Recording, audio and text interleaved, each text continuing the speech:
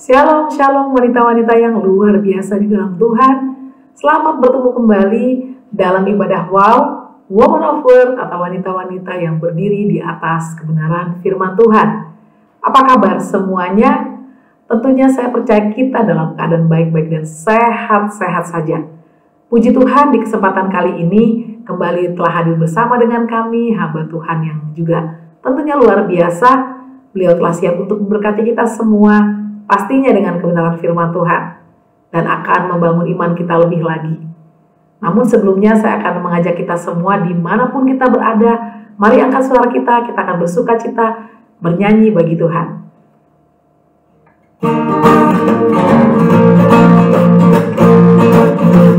Besar dan perkasa Allah kita, besar dan setia. Besar dan perkasa Allah kita, besar dan setia. Angkatlah panjimu dan suaramu, puji Sang Raja. Besar dan perkasa Allah kita, besar dan setia. Besar dan perkasa Allah kita, besar dan setia. Besar dan perkasa Allah kita, besar dan setia.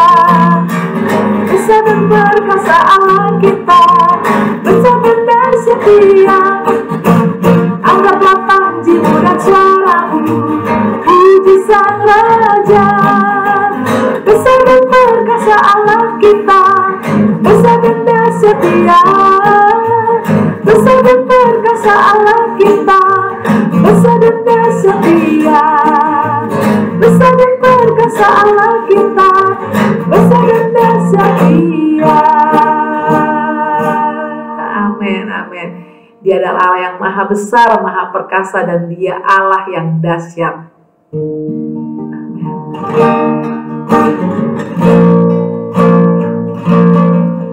Ku sembah Kau, Allah kuasa, tiada seperti Kau.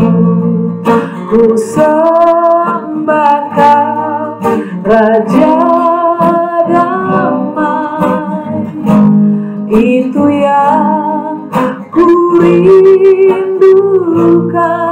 Ku sembah Kau,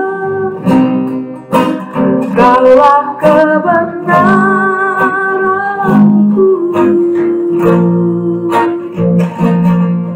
Ku sembah Kau, Allah kuasa, tiada seperti Kau. Ku sembah Kau, Kaulah kebenaranku. Ku sembah Kau, Allah kuasa, tiada seperti Kau. Tiada seperti Kau. Tiada seperti Kau.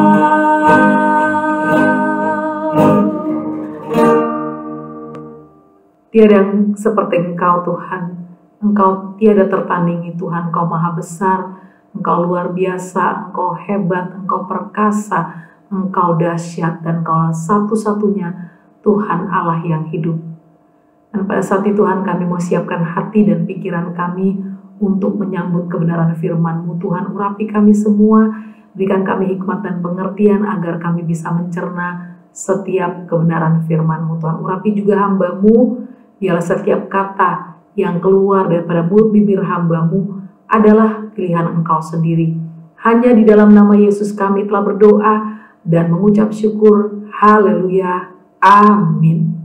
Puji Tuhan, waktu dan tempat saya persilakan kepada hambanya yang akan menyampaikan firman Tuhan. Shalom ibu-ibu yang luar biasa di dalam Tuhan. Apa kabar? Semangat terus, sehat terus dalam Tuhan. Sebelum saya masuk, mari kita doa terlebih dahulu. Bapak, sekali lagi kami mengucap syukur terima kasih untuk kebaikan-Mu yang luar biasa di dalam kehidupan kami masing-masing, kehidupan rumah tangga kami, pekerjaan kami, anak-anak kami, bahkan setiap bagian kehidupan kami. Terima kasih Tuhan. Dan saya berdoa Tuhan, biarlah Roh Kudus yang mengambil alih seluruh pertemuan ini Tuhan. Roh Kudus juga Tuhan menghembuskan nafas di atas firman-Mu sehingga firman-Mu Tuhan dapat berbicara kepada kami kebenaran daripada firman-Mu Tuhan. Dan dengan mudah kami merangkul dan mengertinya dan sebagai pelaku firman sehingga kami dapat terobosan dalam kehidupan kami. Terima kasih Tuhan, di dalam nama Yesus kami berdoa. Haleluya. Amin. Tuhan Yesus memberkati saudara sekalian semua, apa kabar? Semua baik-baik dan sehat-sehat. Dan saya tahu yaitu judulnya hari ini buat saya juga menarik sekali karena saya juga melakukan ini semua. Sudah pasti ya apa yang kita bawa firman kita selalu melakukannya. Nah pada saat ini saya akan bicara yaitu mengenai tips untuk yaitu ibu-ibu tunggal. Terutama yaitu ibu tunggal yang masih muda dan anak-anak saudara masih kecil. Dan saya yang sudah mengalami ini semua berapa tahun. Dari sebab itu saya kasih tips bagi saudara. Amin. Dan hal yang pertama yaitu yang saya harus selalu pentingkan. Sering kan karena keadaan jasmani yang menuntut. Seringkali yaitu apa yang kita lakukan. Kita menggeserkan atau memprioritaskan hal yang jasmani, tuntutan di dalam keluarga kita. Dan tidak terlalu mementingkan yaitu rohaninya. Tetapi yaitu rohani selalu yaitu lebih dahulu. Ingat setiap pagi saya sudah katakan nomor 1 yaitu bawa segala sesuatu di bawah kaki Tuhan. Bawa segala sesuatu yaitu dalam firman Tuhan. Bawa segala sesuatu dalam doa kepada Tuhan. Dan kita akan lihat yaitu bagaimana Tuhan sendiri menolong kita dalam segala sesuatunya. Jadi kalau kita secara rohani ya, bisa aja pernikahan itu yaitu hancurnya bisa juga karena diri kita sendiri. Sekali lagi perlu dua belah pihak, bisa aja yaitu saudara pihak benar, dia pasangan saudara yang salah. Tapi sedikit banyak akhirnya ada juga kesalahan kita. Ya, bahkan yaitu ada juga yang justru dia sangat bertanggung jawab, yaitu perpecahan itu justru karena kesalahan kita. Tapi itu kita bisa kesampingkan, bukan artinya nggak penting, tapi apa yang kita lakukan adalah bawa semua itu kepada kaki Tuhan. Itu nomor 1 yang kita semua harus lakukan sebagai ibu tunggal. Jika perasaan bersalah itu datang lagi, cepat-cepat bawa ke bawah kaki Tuhan. Karena perasaan bersalah itu nggak mudah dihapus begitu aja dalam semalam, enggak. Kadang-kala udah doa pun, ya kita masih berasa bersalah. Benar saudara, yaitu dari sebab itu saya bicara ini dari pengalaman saya sendiri. Jadi dari sebab itu saudara, merasa bersalah, begitu merasa bersalah kita bilang, enggak Tuhan, saya percaya Engkau telah mengampuni saya. Berapa besar, berapa merahnya pun, yaitu dosa saya percaya. Jika saya bawa ke bawah kaki-Mu, di dalam nama Yesus, yaitu saya katakan, ampunilah segala dosa-dosa saya. Pada saat itu kita dengan tulus, sungguh-sungguh, yaitu datang pada Tuhan, Tuhan pasti mengampuni kita. Ya, karena kalau kita tidak melakukannya, itu nomor 1 akan berdampak negatif kepada diri kita sendiri. Ya, karena kita merasa bersalah, segala sesuatu yang kita lakukan itu rasanya nggak enak. Percaya saya lewatin itu semua. Saudara lakukan segala sesuatu merasa nggak enak.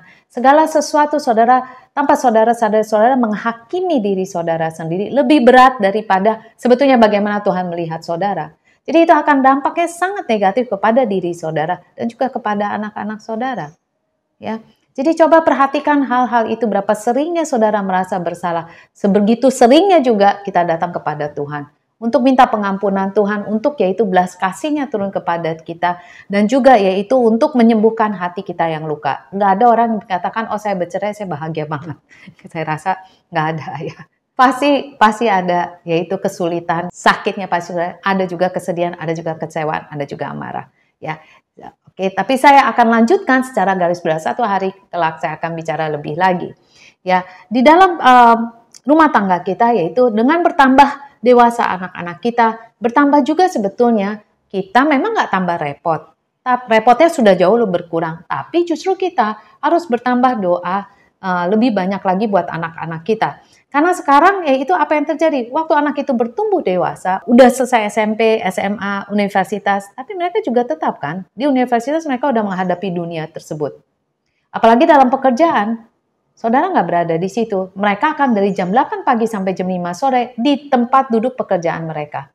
Mereka lebih banyak di tempat duduk pekerjaan mereka, bersosialisasi dengan yaitu orang-orang sekantor, atau teman-teman dalam dunia ini, lebih banyak dari mereka bersosialisasi dengan saudara. Dari sebab itu yang saya katakan, justru tambah banyak kita harus berdoa buat anak-anak kita.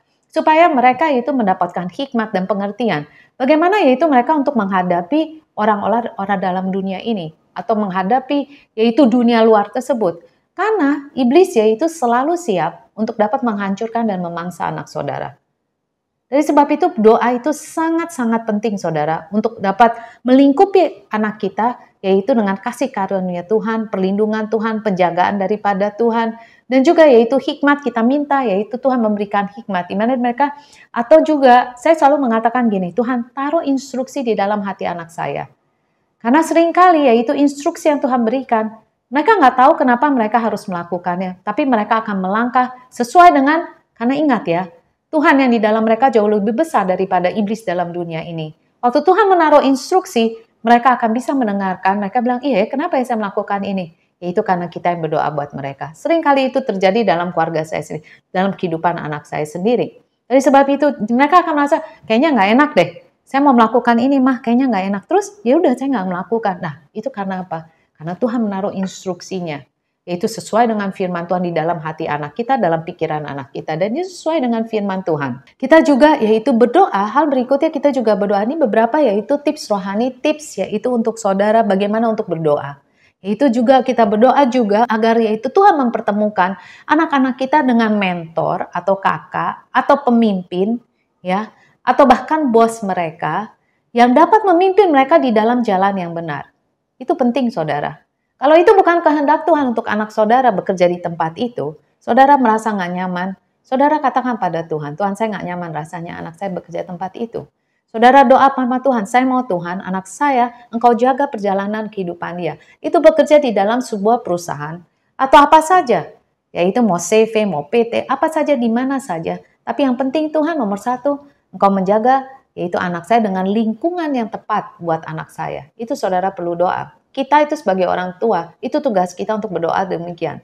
Dan juga yaitu di dalam gereja, kita juga doa yaitu mereka mendapat kakak atau mentor yang tepat. Karena banyak mentor-mentor, tapi tidak semuanya itu bisa cocok dengan anak saudara.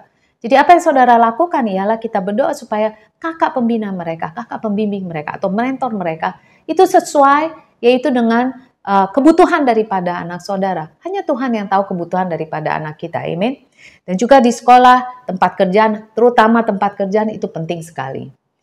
Begitu juga, jangan lupa, yaitu kita juga selalu doa dan ini yaitu doa saya dari anak saya masih kecil sih. Ya, jangan tunggu sampai dewasa baru kita doa ini. Yaitu kita doa supaya mereka mendapat pasangan. Amin, saudara. Intinya adalah pasangan hidup yang tepat. Pasangan, bagaimana kita tahu pasangan hidup yang tepat? Adalah pasangan yang takut akan Tuhan. Ya, itu penting sekali. Saya katakan pada anak saya, terserah kamu mau, yaitu pasangan kamu kulitnya mau merah, hijau, hitam, kuning, terserah. Yang penting yaitu pasangan kamu itu, yaitu harus takut sama Tuhan. Benar nggak saudara? Percuma kita wah mesti cantik, mesti rambutnya panjang, mesti gini. Kalau laki-laki, mesti tingginya segini segitu. Kalau orang yang takut sama Tuhan, dia akan membawa anak saudara keluar dari Tuhan. Benar nggak? Lebih baik terserah dah. Ya, mau dia, makanya saya katakan kepada anak saya, terserah. Kalau mau hijau, hitam, merah, kuning, terserah. Mau 4 warna juga terserah. Ya, yang penting ialah pasangan itu takut sama Tuhan. Benar saudara, pasangan itu takut sama Tuhan. Sehingga apa? Sehingga mereka diberkati sebagai rumah tangga. Kita nggak mau, yaitu kita udah sebagai orang tua tunggal. Kita melihat anak kita nanti satu hari kelak juga menjadi orang tua tunggal. Kita nggak mau demikian. Dari sebab itu penting sekali, yaitu dari kecil kita harus doakan mendapatkan pasangan yang tepat. Sehingga waktu mereka dewasa, yaitu mereka bisa menikmati kehidupan keluarga yang baik. Amin. Kita mau anak kita senang.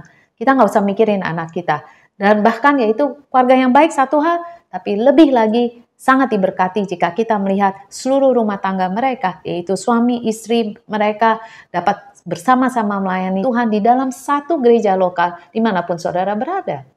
Ya, seperti Yosua katakan di Yosua 24 ayat 15, tetapi aku dan seisi rumahku akan beribadah kepada Tuhan. Wow. Itu yang saya selalu doa buat anak saya. Dan saya doa buat saudara juga, yaitu supaya saudara dan seluruh yaitu rumah tangga saudara, benar nggak? Anak cucu kita semua dapat yaitu mereka dan seisi rumah tangga mereka boleh beribadah kepada Tuhan. Amin. Dan ada beberapa ayat di sini dan saya percaya yaitu ini adalah ayat yang saya pakai untuk dalam doa pribadi saya untuk anak saya. Katakan, Tuhan semesta alam telah merancang, siapakah yang dapat menanggalkannya? Saya katakan, Tuhan Allah telah merancang masa depan anak saya. Siapa yang dapat menanggalkannya? Nggak ada. Tangannya telah teracung, siapa yang dapat membuatnya ditarik kembali? Tidak ada. Kecuali saudara sendiri yang menarik. Oh, anak saya mau jadi, oh jangan. Lu jangan jadi pendeta. Entar lu miskin. Jangan gitu saudara. Atau, oh saya mau jadi pendeta. Wah jangan. Entar lu mati di Afrika, apa lu mati, jangan saudara ya. Tapi kita katakan, yaitu siapa yang dapat membuat tarik kembali? Nggak ada. Ya, kalau Tuhan telah merancangkan segala sesuatu, kita katakan, ya Tuhan, rancangmu adalah ya dan amin. Dan baik untuk setiap anak dan cucu saya. Amin. Maka Yeremia 29 ayat 11, sebab aku ini, Tuhan katakan, mengetahui rancangan-rancangan ada yang padaku, mengenai kamu, mengenai kita, mengenai anak saudara, mengenai anak kita. Demikianlah firman Tuhan. Itu rancangan damai sejahtera. Kalau kita dalam jalanan Tuhan, pasti ada damai sejahtera. Bukan rancangan kecelakaan. Ingat, Tuhan tidak mau mencelakakan anak saudara. Tuhan tuh nggak jahat kayak gitu, tapi oh ini hukuman Tuhan nggak. Tuhan nggak gitu. Tuhan nggak mau menghukum anak-anak kita. Tapi dia merancangkan yaitu hal yang baik, damai sejahtera, dan memberikan kepadamu, memberikan kepada anak-anak saudara hari depan yang penuh harapan. Saya langsung katakan amin. Jadi ini yang saya setiap hari katakan. Nggak ada salahnya, cuma 3 menit saudara, nggak sampai 3 menit. Dan apabila kamu berseru datang untuk berdoa kepadaku, dikatakan ayat 12, maka aku akan mendengarkan kamu. Apabila kamu mencari aku, kamu akan menemukan aku. Jadi artinya saudara, dimanapun, kapanpun saudara berseru dan berdoa kepada Tuhan, Tuhan pasti akan mendengarkan saudara. Dan bila saudara sungguh-sungguh mencari Tuhan, Tuhan katakan, kamu akan menemukan aku. Amin. Jadi mari saudara, daripada kita stres mengenai anak kita serahkan itu sama Tuhan. Benar saudara. Ya, Amsal 3 ayat 5, percayalah kepada Tuhan dengan segenap hatimu dan janganlah bersandar kepada pengertianmu sendiri. Pengertian kita itu cara kita membesarkan anak beda sama caranya Tuhan. Caranya Tuhan menanamkan anak itu dalam firman terlebih dahulu. Cara manusia pinter terlebih dahulu. Cara Tuhan takut akan Tuhan terlebih dahulu. Kenapa? Yaitu takut akan Tuhan terlebih dahulu, otomatis biarlah Tuhan yang memberi kepintaran kepada anak kita. Amin. Dan akuilah dia dalam segala lakumu, maka ia akan meluruskan jalanmu. Maka Tuhan akan meluruskan jalan saudara. Dan Tuhan akan meluruskan anak-anak kita. Amin. Itu tentang rohani tadi, beberapa masih banyak sebetulnya ya. Tapi saya secara cuplikan, secara garis besar, jadi kita tahu. Dan sekarang apa yang mengenai jasmani? Itu tadi secara rohani, bagus. Ya, tapi cara rohani, jasmani itu harus seimbang. Kita jangan lupa, yaitu seperti mami anak-anak yang sudah menginjak dewasa, yaitu saya pembicara mengenai anak lebih dewasa, karena seringkali kebanyakan orang tua tunggal lebih sulit yaitu untuk memiliki, yaitu gimana caranya dengan anak mereka yang sudah dewasa, yaitu perempuan ataupun laki atau anak pria. Yaitu memiliki nomor 1, yaitu komunikasi yang terbuka.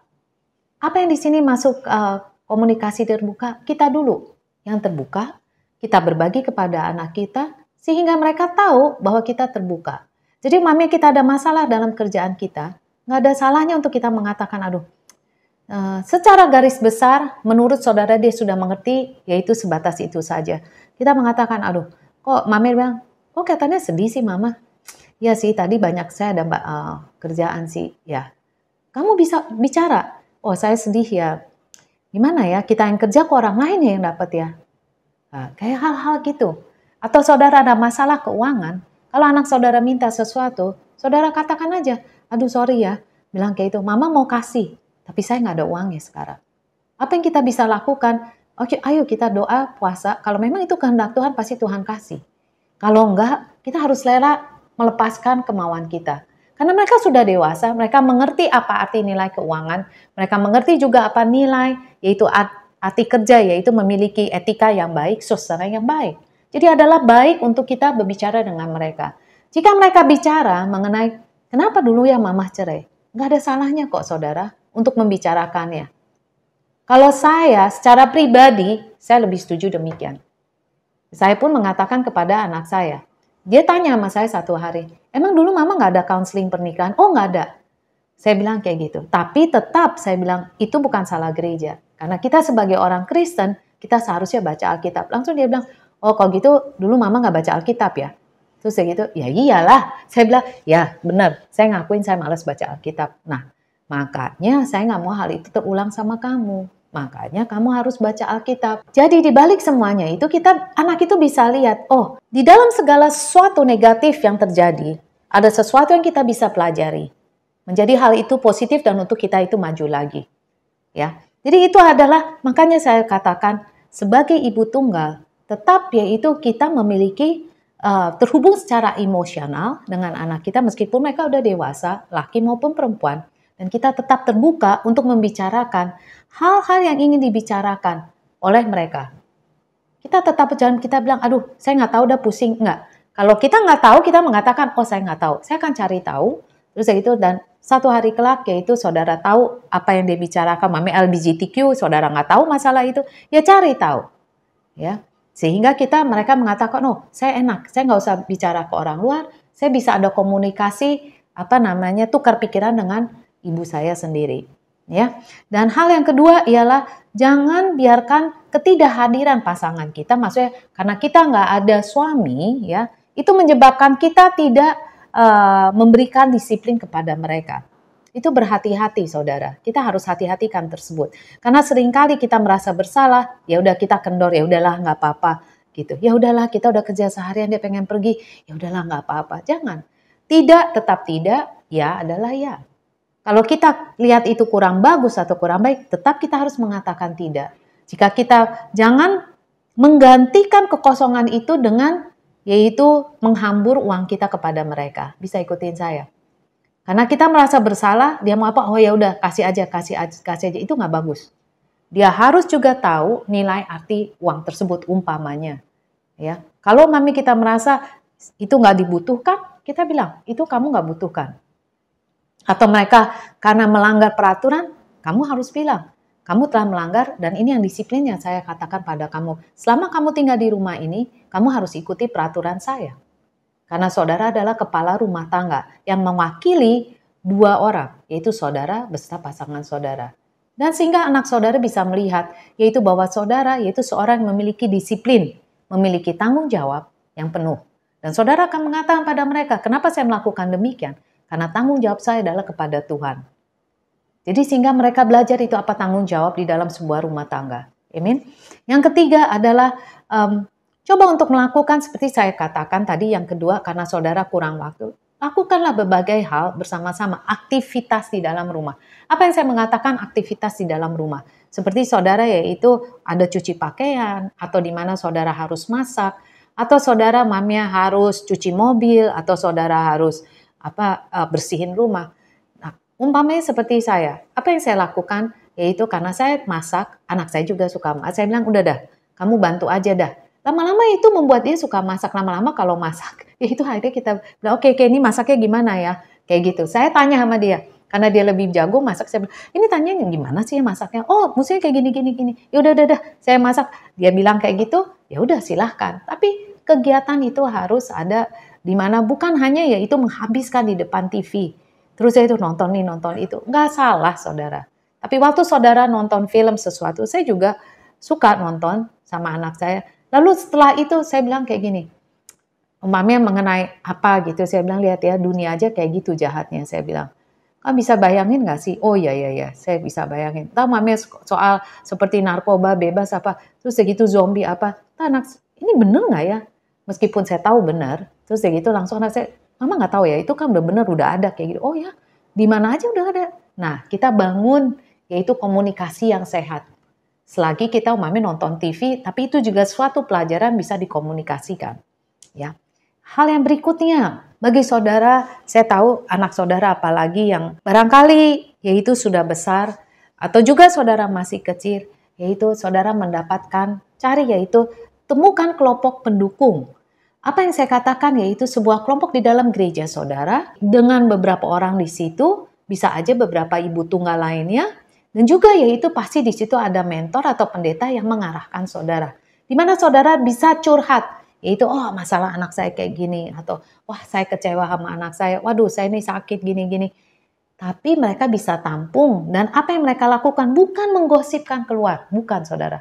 Apa yang mereka lakukan adalah mereka akan yaitu mendorong saudara. Ini yang penting, tanda kutip. Mereka bukan menggosipkan, tapi mereka akan, oke, kita doa sekarang. Itu yang saudara harus cari. Makanya saya katakan, yaitu kelompok pendukung di dalam gereja-gereja lokal. Di mana mereka bukan hanya mendengarkan, tapi mereka mengatakan, oke, apa yang kita bisa doakan? Lalu dia akan memberitahu saudara, oke, ini firman yang kamu harus lakukan. Seperti yaitu apa yang saya lakukan, kita setiap pagi yaitu ada doa pagi, Senin, Rabu, Kamis. Apa yang kita lakukan? Kita bahas firman, setelah itu kita doa. Dan jika ada permohonan yaitu doa, permohonan dari mereka akan tuliskan kepada kami semua. Dan apa yang kita lakukan bukan diskusi mengenai masalahnya, tapi kita bawa itu dalam doa. Dan jika ada terobosan, atau mujizat terjadi atau jawabannya, mereka akan tuliskan lagi kepada kita. Oh, sudah dijawab. Jadi, dan juga penting saudara untuk memiliki yaitu teman dengan pernikahan yang utuh. Yaitu suami istri yang lengkap, apa yang saya maksud. Jangan kita yaitu, oh saya minder. Kalau gitu, ya udah kita sama ibu-ibu pecerai semuanya. Atau ibu yang single mom semua. Jangan.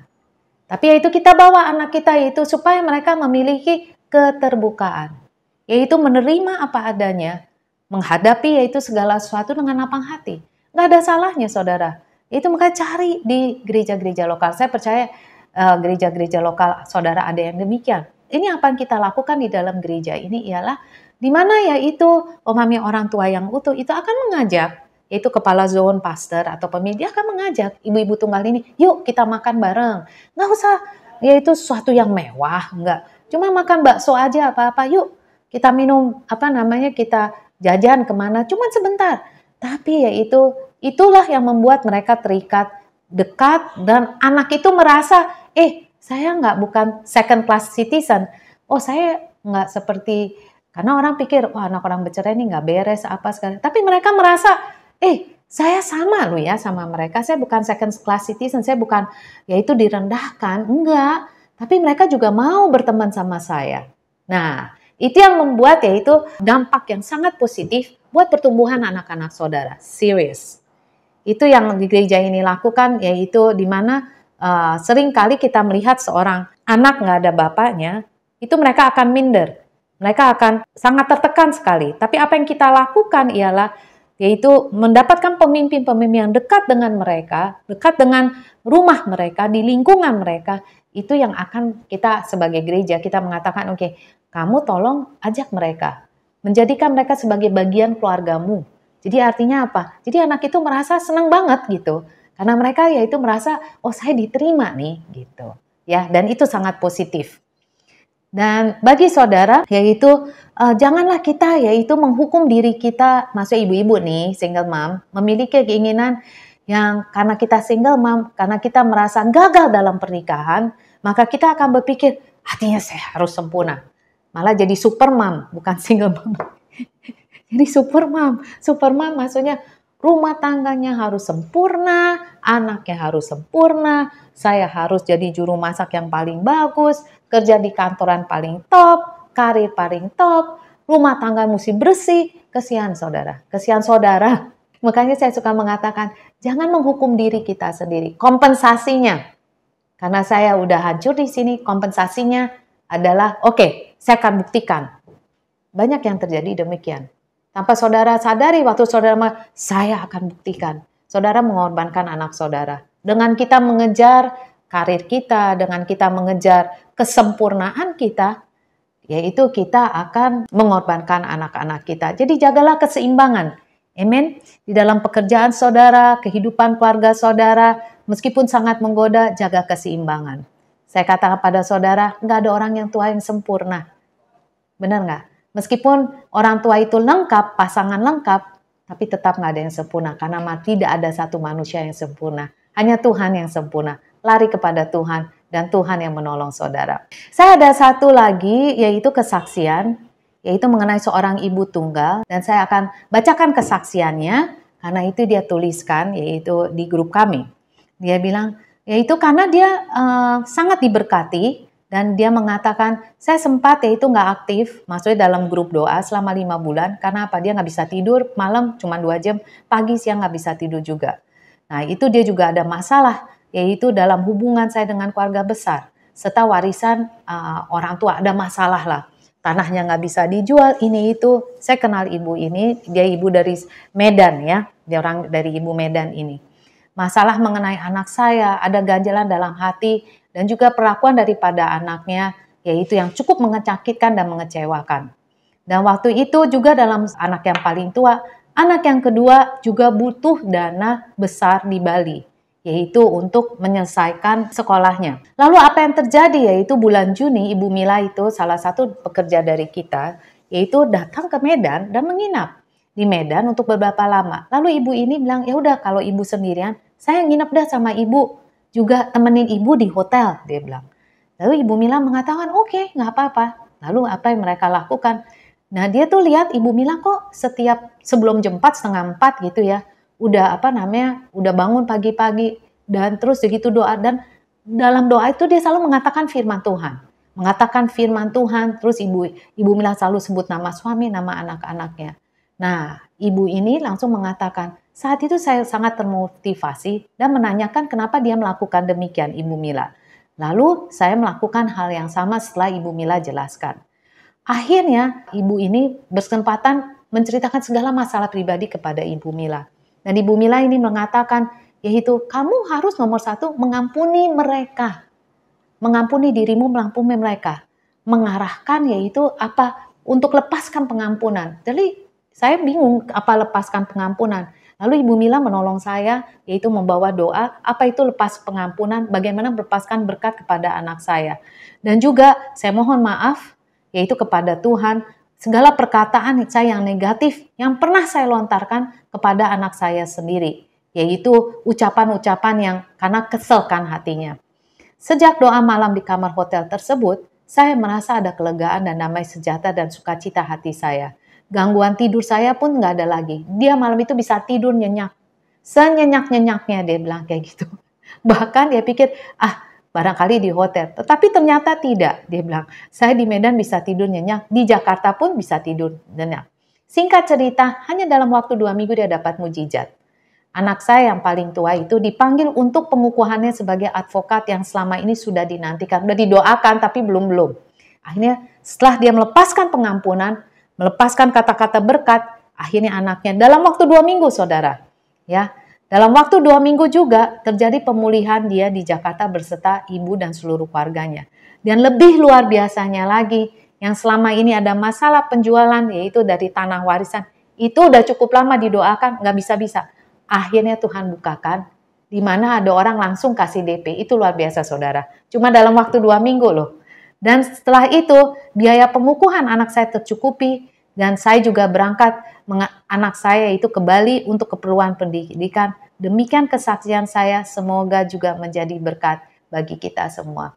Jadi saudara, seorang ibu tunggal, yaitu nggak ada yang mustahil bagi saudara. Ini sebuah kesaksian yang luar biasa. Dia adalah seorang ibu dari Medan. Saya harap yaitu kesaksian luar biasa ini juga memotivasikan saudara untuk lebih lagi membawa segala sesuatu di dalam Tuhan dan berdoa yaitu sesuai dengan firman Tuhan, melepaskan berkat saudara, berkat untuk anak-anak saudara. Amin. Mari kita tutup dalam doa. Bapa, sekali lagi kami mengucap syukur terima kasih karena firman-Mu yang sangat-sangat luar biasa Tuhan, dan juga Tuhan kesaksian yang luar biasa Tuhan. Tuhan, saya mau Tuhan, saya beserta seluruh rumah tangga saya Tuhan, beribadah kepada Engkau Tuhan, melayani Engkau.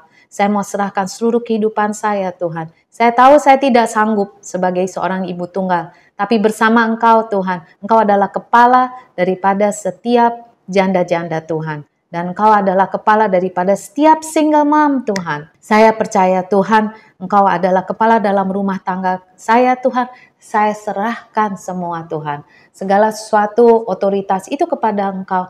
Ambil tempatmu Tuhan dalam rumah tangga saya sebagai kepala dalam rumah tangga saya. Saya juga mau katakan, biarlah Engkau menjadi Bapa untuk setiap anak-anak saya. Bahkan yaitu menjadi kakek daripada setiap cucu-cucu saya dan generasi yang kemudian.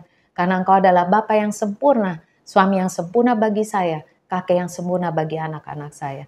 Terima kasih Tuhan, saya serahkan segala sesuatu kepada Engkau di dalam nama Yesus. Dan di dalam nama Yesus Tuhan, sebagai hamba-Mu Tuhan, saya melepaskan berkat-berkat rohani dan jasmani kepada saudara sekalian semuanya. Di dalam nama Yesus Kristus, biarlah berkat-berkat daripada Allah Bapa, cinta kasih daripada Yesus, persekutuan dengan Roh Kudus menyertai saudara sampai Maranatha di dalam nama Yesus. Amin. Tuhan Yesus memberkati. Sampai berjumpa lagi di dalam kesempatan lain. Maju terus dalam Tuhan. Amin.